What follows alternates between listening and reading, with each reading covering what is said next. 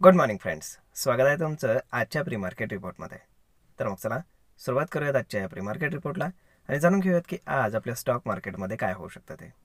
त्याआधी तुम्ही जर चॅनलवर नवीन असाल तर चॅनलला सबस्क्राईब करायला विसरू नका आणि डिस्क्रिप्शनमध्ये लिंक आहे त्यावर क्लिक करून आपलं फ्री ऑफ कॉस्ट डीमॅट अकाउंटही ओपन करायला विसरू नका.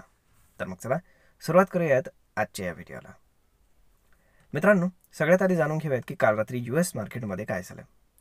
तर काल रात्री US मार्केटमध्ये FOMCची मीटिंग होती आणि फेड चेअरमॅनचं स्पीच होतं. तर ते झालेलं आहे आणि काही मोठ्या कंपन्यांचे रिझल्ट्स येणार होते तेही आलेले आहेत. तर याच्यामध्ये तिथलं मार्केट खूपच वोलाटाईल झालं होतं, परंतु क्लोजिंग बेसिसवरती मार्केट थोडंसं लोअर क्लोज झालेलं आहे. म्हणजेच काही फार एक्स्ट्रीम रिॲक्शन मार्केटनं तिथे दिलेली नाही. तर आता फेड चेअरमॅननं काय सांगितलं ते पाहू. तर फेड चेअरमॅनने जे काही सांगितलं ते ॲज एक्सपेक्टेड होतं. त्यामुळे मार्केटमध्ये फार मोठं मुवमेंट आपल्याला पाहायला मिळालं नाही US मार्केटमध्ये. फेड चेअरमॅननी ॲज पर एक्सपेक्टेड सांगितलं की कुठलाही रेट कट होणार नाही आहे. आणि जेव्हा त्यांना पत्रकारांनी विचारलं की आता ट्रम्प सांगतायत की रेट कट करा आणि एका बाजूला ते टॅरिफ वाढवत आहेत, तर मग अशा वेळेस तुम्ही काय करणार. तर मग त्यांनी स्पष्ट सांगितलं की माझं काम वेगळं आहे, त्यांचं काम वेगळं आहे. त्यांना काय हवे ते डिसिजन त्यांनी घेऊ दे. त्यांचा जो काही इम्पॅक्ट असेल तर तो ॲब्झॉर्ब करून मला त्या पद्धतीने डिसिजन्स घ्यावे लागतील. म्हणजेच काय की त्यांनी सरळ सरळ सगळं काही ट्रम्पवरती ढकलून दिलेलं आहे. जेणेकरून ट्रम्पने जर काही एक्स्ट्रीम डिसिजन घेतले तर मग मात्र मला रेट कट करणं अवघड होईल असं त्यांनी इनडायरेक्टली का होईना सांगितलेलं आहे. तर मग आता त्यामुळे आपण काय म्हणतो की मार्केटमध्ये एक जिटरीनेस तिथे क्रिएट झाला. त्यानंतर जे काही मोठे मोठे कंपनीज आहेत, मायक्रोसॉफ्ट, त्यानंतर टेस्ला यांचे रिझल्ट आले. टेस्लाचा रिझल्ट काही फार चांगला आला नाही, तरीही टेस्ला ग्रीनमध्येच राहिला. त्यानंतर मेटाचा रिझल्ट आला, तो एक्सपेक्टेशनपेक्षा चांगला आला, त्यामुळे मेटा चांगलं काम केलं. आणि मायक्रोसॉफ्ट मात्र चांगला रिझल्ट काही आलेला नाही, त्यामुळे मायक्रोसॉफ्ट थोडंसं डाऊन साईडला ट्रॅव्हल केला, विच इज ओके. आता आपले जे ADRs आहेत तर ते पाहूयात. तर इन्फोसिस ADR तिथे ग्रीनमध्ये आहे आणि मोस्ट लाईकली आजही आपल्याकडे इन्फोसिस आणि IT कंपनीज थोडेसे चांगले काम करतील. त्याच्यामागचं बेसिकली रिझन असं की इन्फोसिसचं सिमेन्ससोबत एक कॉन्ट्रॅक्ट झालेलं आहे किंवा आपण म्हणतो एक नवीन क्लायंट त्यांना मिळालेलं आहे. काहीतरी नवीन काम आहे त्यांचं. तर मग ती न्यूज आल्यामुळे इन्फोसिस तिथे चढलेला आहे. आणि जे काही बँकिंग स्टॉक्स आहेत, HDFC बँकचा ADR आणि ICICI बँकचा ADR, तर हे दोनही डाऊन आहेत. त्याचं बेसिकली रिझन आहे फेड चेअरमॅनचं कमेंट. कारण फेड चेअरमॅनने कुठल्याही प्रकारचे रेट कट्स केलेले नाहीत, त्यामुळे साहजिकच या बँकिंग स्टॉक्सवरती प्रेशर राहणार आहे.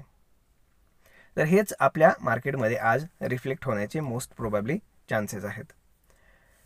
तर आता आपल्याकडं जर आता आपण एशियन मार्केट्स पाहिले तर एशियन मार्केट मोस्टली काही क्लोज आहेत आणि जे काही ओपन आहेत तर ते रेडमध्ये ट्रेड करत आहेत, कारण US मार्केट थोडंसं रेडमध्ये क्लोज झालेलं आहे म्हणून. जर आता आपण गिफ्ट निफ्टी पाहिली तर गिफ्ट निफ्टी इंडिकेट करते की मार्केट एक 40-50 पॉईंट गॅप डाऊन ओपन होईल, ज्याला आपण ऑलमोस्ट फ्लॅट म्हणू शकतो. आज मंथली एक्सपायरी आहे, त्यामुळे मार्केट वोलाटाईल राहणार एवढं मात्र नक्की आहे. आणि त्यानंतर 3 दिवस आता सलग, म्हणजेच आजचा दिवस, उद्याचा आणि परवाचा, 3 दिवस सलग इव्हेंट आहेत मार्केटमध्ये. आज FOMCची जी काही मीटिंग आणि US मार्केटचे जे काही इम्पॅक्ट आहे तर त्याचा आणि प्लस आपल्याकडे असलेली मंथली एक्सपायरी, सगळ्या गोष्टींचा आपल्याला इम्पॅक्ट आपल्या मार्केटमध्ये पाहायला मिळेल.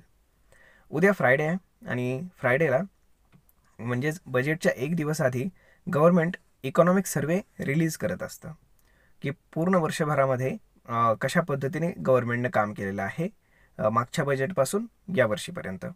तो सगळा डेटा येत असतो, त्याच्यावरती मार्केट रिॲक्ट करेल. आणि परवा आहे बजेट डे, म्हणजे मोठा इव्हेंट आहे, तर त्यामुळे तिथेही मार्केट चांगल्यापैकी रिॲक्ट करणार आहे. त्यामुळे जरा थोडंसं रायडिंगसाठी तयार राहा. तर आता बाकी जर आपण गोष्टी पाहिल्या तर फार काही स्टॉक स्पेसिफिक नाही आहे.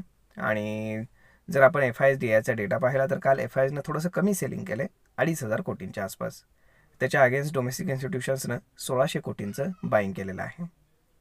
तर मग अशा पद्धतीनं मार्केटमध्ये वोलॅटिलिटी राहणार आहे. परंतु जर आपण ओपन इंटरेस्ट पाहिला तर 23,000ला खूप जास्त हेवी पुट रायटिंग झालेलं आहे, त्यामुळे 23,000 एक बेस आपण म्हणू शकतो आता पुन्हा एकदा.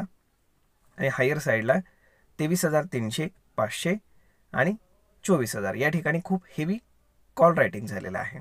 त्यामुळे मार्केटला एवढ्या सहजासहजी 23,300 क्रॉस करून वरच्या साईडला क्लोज करणं एवढं इझिली पॉसिबल नाही आहे. त्यासाठी एकच ट्रिगर पॉईंट आहे, तो म्हणजे बजेट. जर बजेटमध्ये काहीतरी अनएक्सपेक्टेड जर सांगण्यात आलं किंवा अशी काहीतरी एकदम गुड न्यूज जर देण्यात आली कुठल्याही प्रकारची असेल, तर मग मात्र मार्केट रॅली करू शकतं. अदरवाईज मार्केट पुन्हा बजेट झाल्यानंतर खालीच येईल हे मात्र नक्की. कारण FIs कंटिन्युअसली सेल करत आहेत, ते बिलकुल बाईंग करण्याच्या मूडमध्ये नाही आहेत.